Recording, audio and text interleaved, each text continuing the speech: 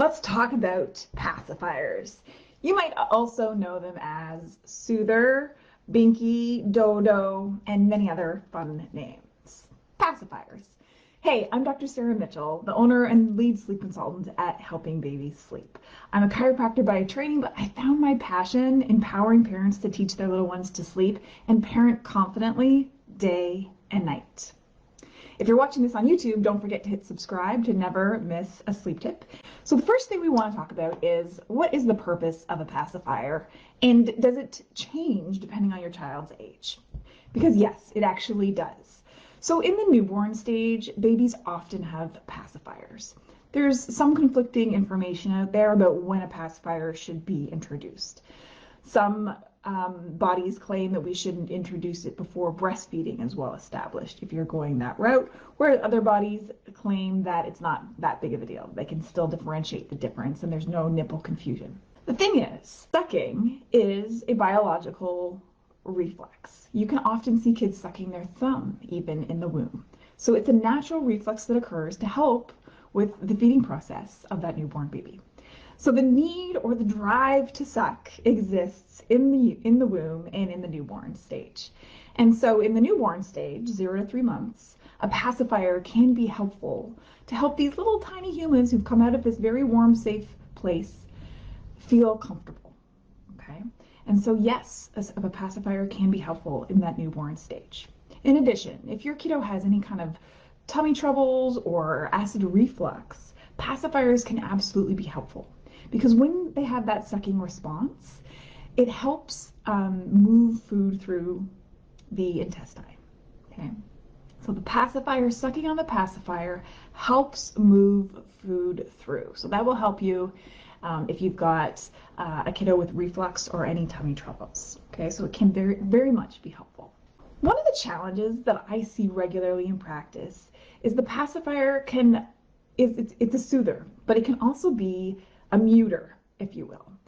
Sometimes it can mute the true need of what is really bothering your infant, such as hunger, the need to burp, or just being extremely overtired. So that's one of the reasons I don't love the pacifier per se. I think that kids have different suck needs. Some kids are more needy on that suck response than others are. And so that comes into play when you're deciding if you want to have a pacifier for your child or not. But here's the thing. After the newborn stage, and if you've been following me at all, you know that I say that the drive to sleep is biological, but the way we sleep is a learned habit, okay? In those first 3 months, we're not doing sleep training, which is a term I hate anyway. I prefer to call it sleep teaching because that's what you're doing. But in that newborn stage, there's a wonderful window between 4 and 8 weeks where you're doing sleep shaping. Okay? You're teaching your kiddo what sleep looks like, so when they wake up to the world at a later date, they have good sleep habits already. If your child is completely reliant to have the pacifier to fall asleep, that's okay, especially in that newborn stage, because what's your number one goal? It's to keep your baby well rested. The second goal is to use methods that you can maintain. The pacifier is easier to maintain than, say, sleeping on you or being rocked to sleep, so those are all good things. But what tends to happen is after 4 months, the 4-month sleep regression hits, anytime between 3.5 and 4 months. And after 4 months, your child wakes up to the world around them. And the 4-month sleep regression often manifests as shorter naps and waking up every 3 hours in the night when they were previously, having these longer stretches of sleep. If I had a nickel for every parent who told me about how their kiddo slept 6 to 8 hour stretches at 3 months, but then it all got decimated at the 4-month sleep regression, I would be rich. Okay. So the problem with the pacifier after the 4-month sleep regression is it's something external that helps your kiddo relax into sleep. And then when your child surfaces from sleep in the night, which all humans do, some kids cry out to have that pacifier reinserted. So there's some of you out there, and I was one of them for a little bit, that have to go back in multiple times a night to reinsert that pacifier. And at that point, you have to ask yourself, is the pacifier a friend or a foe? Knowing that sleep is a learned habit and the drive to sleep is biological, to have great sleep, you need to understand the most important thing your kiddo needs to sleep through the night is the self-soothing skills to be an independent sleeper. So an independent sleeper is someone that can be put down completely awake, not drowsy. That's one of the subheadings on my book, The Helping Babies Sleep Method, is why drowsy but awake is setting you up to fail. because that's the skill that you're trying to teach your child. To have an independent sleep where your child has to go from awake to being able to relax themselves down into sleep. If they're reliant on the pacifier, that can work, right? They suck on it, they fall asleep, it falls out. And that's where you see a difference in kiddos' temperament. Okay, some kiddos, it falls out, they're okay with it, they roll back over into the next sleep cycle in the night. Other kiddos, it falls out, they cry until you come back in and reinsert it. And how many times that happens in the night varies immensely child to child. So that's why the pacifier might be a friend or might be foe. Then you might be asking yourself, well, if it's a foe, what do I do about that? And it sounds like an easy question, but really what it is basically, how do I teach my baby to sleep? Which is also what many of you refer to as sleep training, which I refer to as sleep teaching, right?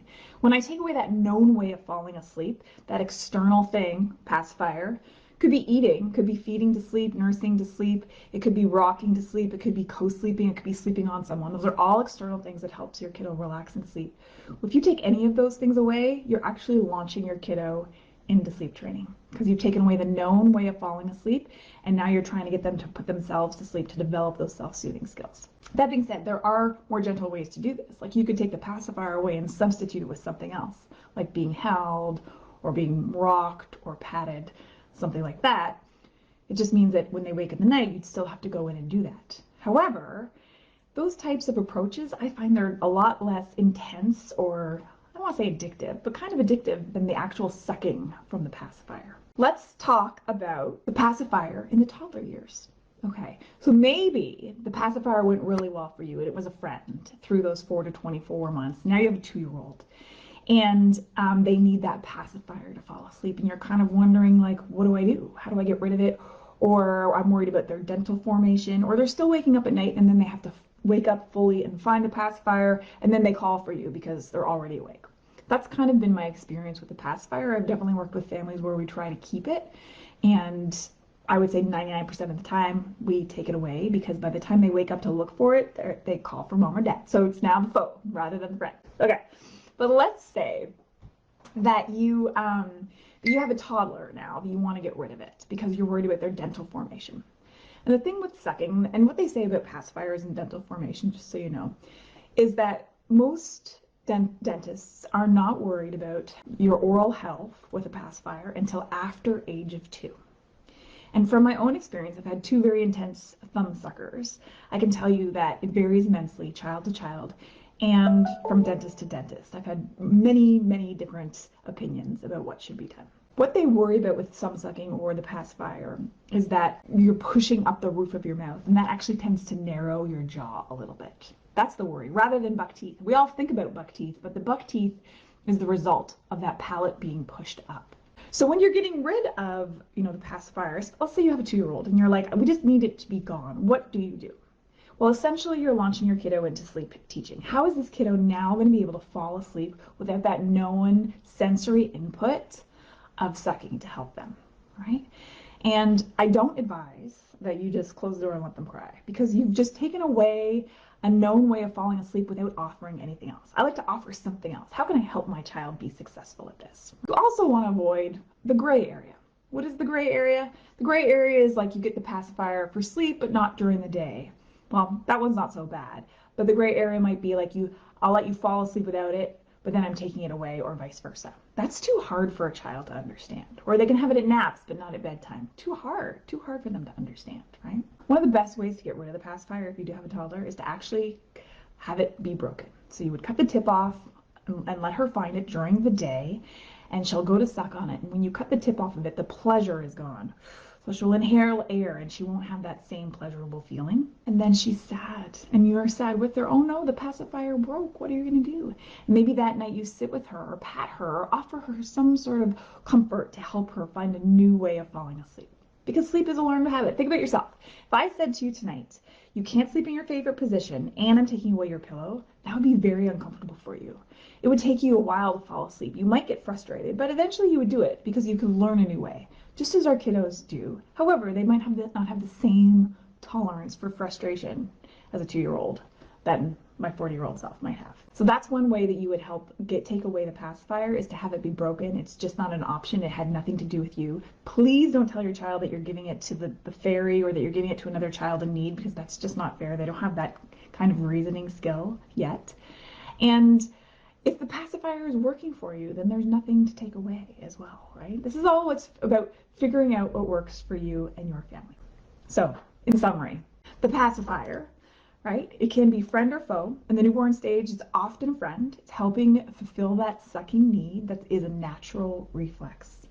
From 4 to 24 months, it can be helpful. If your kiddo can fall asleep with a pacifier and have long stretches of nighttime sleep, amazing. However, if you're finding that you're having to get up and reinsert it multiple times a night, it's starting to become a foe. In the 2 to 4-year-old stage, probably time to start trying to reduce the use of that. And is it easier to go cold turkey than just gradually take it away? Probably. But when you do take it away, you want to be offering compassion, and you want to be offering something else to help your little one develop new ways of falling asleep now that the pacifier is gone. I'd love to hear your comments about your little one and their pacifier. Please post them in below, and thank you for watching.